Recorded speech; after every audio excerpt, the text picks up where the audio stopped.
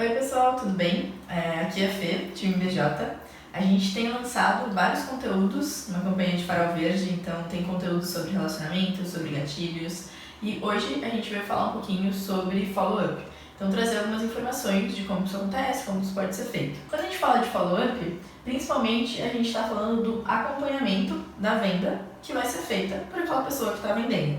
Então, bem simples, né? A gente usa essa palavra, mas ela significa basicamente como que a gente vai fazer o acompanhamento com aquele cliente depois que a gente apresenta uma proposta para ele, quando a gente vai vendo o decorrer dessa negociação que vai acontecendo. A gente pode falar que vai ter duas fases. Tem lugares que falam em 3 fases, então que falam de follow-up também antes da venda, mas a gente vai pegar duas principais aqui. Na verdade, a gente vai pegar principalmente durante a venda, mas sabendo também que tem esse follow-up pós-venda, que também é bem importante.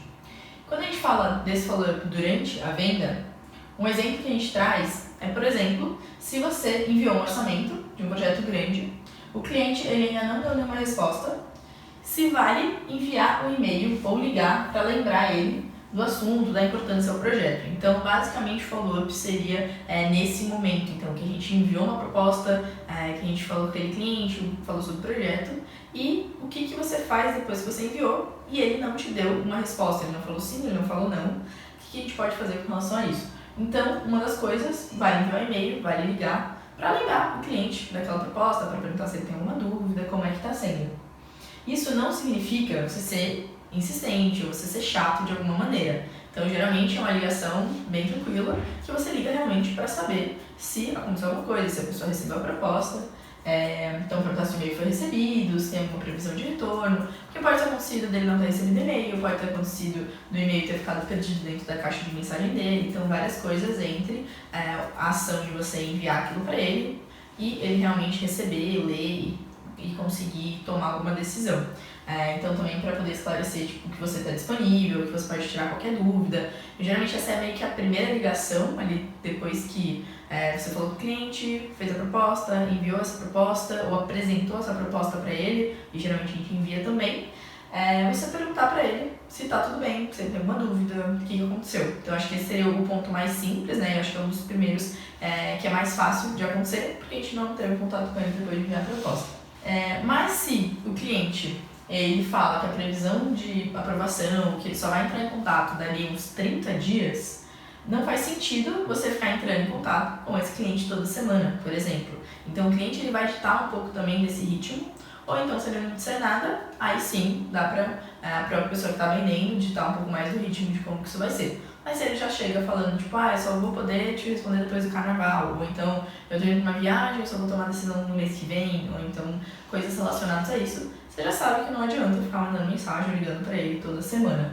E aí também aqui dá para levar em consideração outros clientes, ciclos de venda, mais ou menos o tempo que um cliente demora para responder, para ter uma noção legal de quando que é um bom período para poder entrar em contato com ele. Se é toda semana, se é dali 2 semanas, dá para ir entendendo qual é a melhor forma para cada cliente e, obviamente, pode variar de pessoa para pessoa também. Então, acho que é ter também essa sensibilidade ou perguntar qual é o melhor momento para entrar com um novo contato. E aí, o mais importante é não deixar o cliente sozinho nessa tomada de decisão.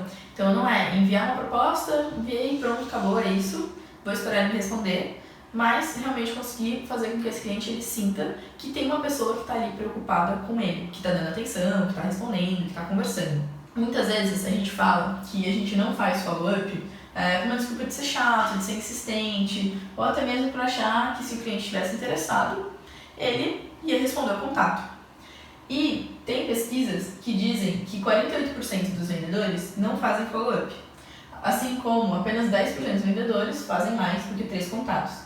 E quando a gente vai vendo os resultados das porcentagens, que 2% das vendas elas são feitas no primeiro contato, 10% das vendas são feitas no quarto contato e quase 80% das vendas elas são feitas no 5º ao 12º contato que é feito com aquele cliente, a gente vai percebendo que muitas vezes, quanto mais contatos você realizar com o seu cliente, maiores são as chances de vendas. E aí, claro, lembrando daquele ponto, né? De não ser chato, de não ser irritante, de realmente entender como é que isso está acontecendo.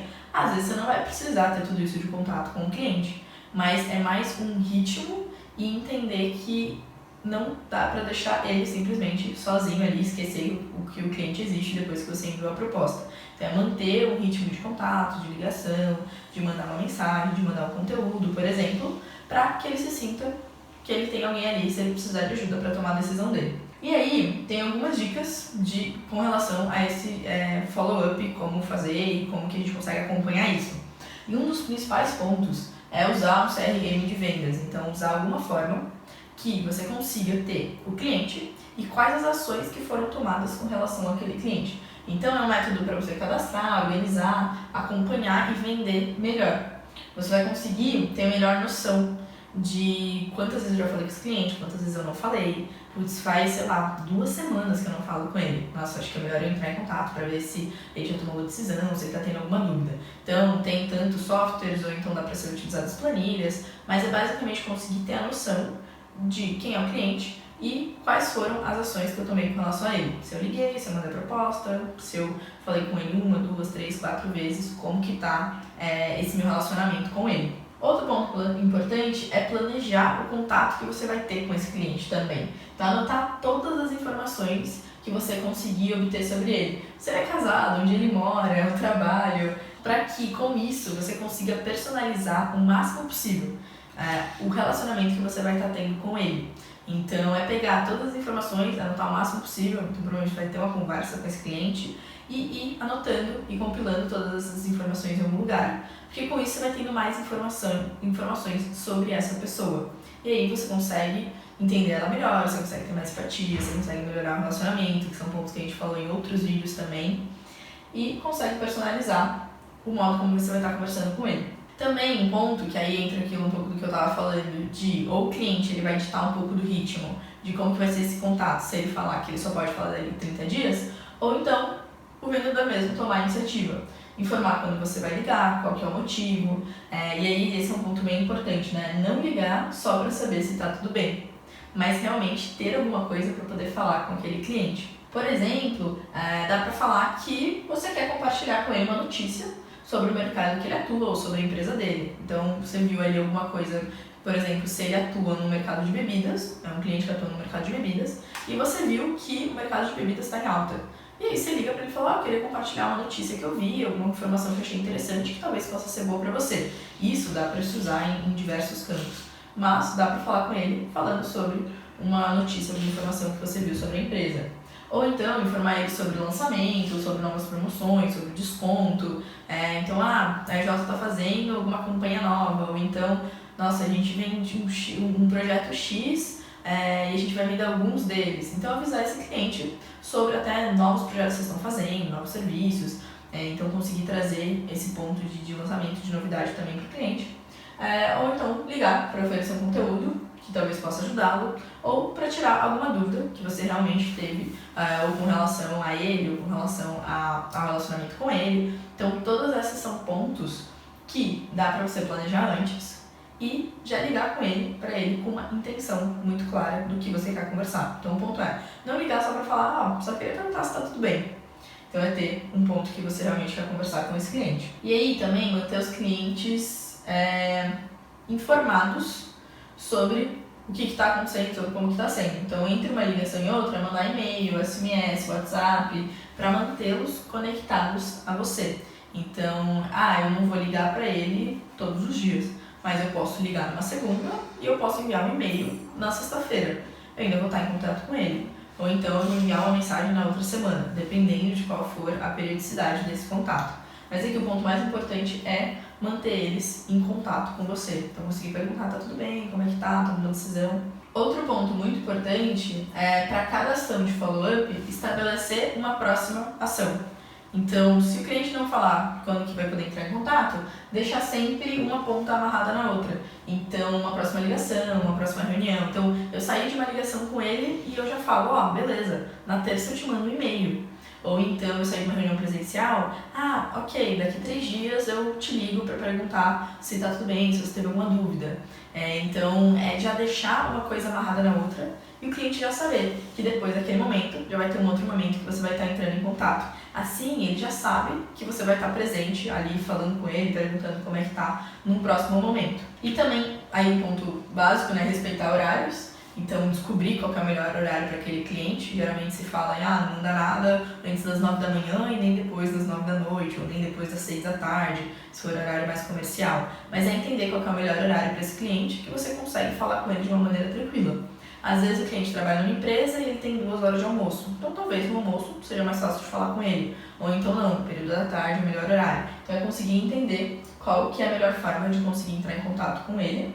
Porque esse pode ser um ponto que pode ser bem importante. Porque se você tem que falar com ele uma vez, ele não atende, tem que falar 2, ele não atende, 3, ele não atende, você já vai começando a ficar com receio de, nossa, ele não tá querendo me atender. E às vezes não necessariamente, às vezes a pessoa realmente não consegue atender, então dá pra também, nesses casos, tentar mandar um e-mail, então tentar outras formas de comunicação para conseguir falar com a pessoa, se você perceber que uma forma não está funcionando, mas também ter essa atenção com o horário que você está tentando falar com aquele cliente. Um último ponto muito importante é não desistir. Então, muitas vezes, os clientes vão demorar um pouco mais para responder, ou então você vai tentar falar e ele não vai atender. Então, coisas que vão acontecendo mesmo no caminho. Até que também pode chegar um momento em que o cliente fala, não entra mais em contato, ou eu não vou querer, ou eu não vou fechar o projeto. E aí, beleza, aí ele sim se dá encerra, né, realmente o contato com ele. E aí um ponto bem importante disso também é lembrar de perguntar para ele por quê de estar encerrando aquele contato, por que dele não querer fechar o projeto, que isso pode trazer dicas ou insights para ser utilizado com outros clientes. Então, poxa, ele deixou de fechar o projeto porque era muito caro, ou deixou de fechar o projeto porque a gente ficou falando com ele muitas vezes, ou então porque ele não sentiu confiança. Isso já vai trazendo insights para que no próximo contato com o próximo cliente já tenham pontos de melhorias de coisas que vocês aprenderam com esse. E aí também a gente falou que tem o follow-up durante e tem um follow-up de pós-venda, a gente vai falar rapidinho dele, mas é basicamente conseguir conversar com esse cliente depois que ele fechou o projeto. A gente deu tanta atenção, então cuidou de todo o relacionamento com ele, quando ele entrou ali em contato, para poder entender o que ele precisava, para poder propor uma solução, acompanhar ele até ele fechar aquele projeto. Se a gente simplesmente deixa o cliente depois disso, parece muito que a pessoa que estava ali vendendo, ela não se importa realmente, genuinamente com aquele cliente, mas só estava querendo vender um produto, estava querendo vender um projeto. Então acaba sendo importante também ter esse acompanhamento ou perguntar como foi depois da venda, para que a gente consiga realmente estar próximo desse cliente e conseguir entender, porque vai que depois que ele fechou o projeto, por exemplo, ele ainda tem alguma dor ou ainda tem um outro projeto que ele pode fazer, então manter esse contato com o cliente também depois que o projeto foi fechado.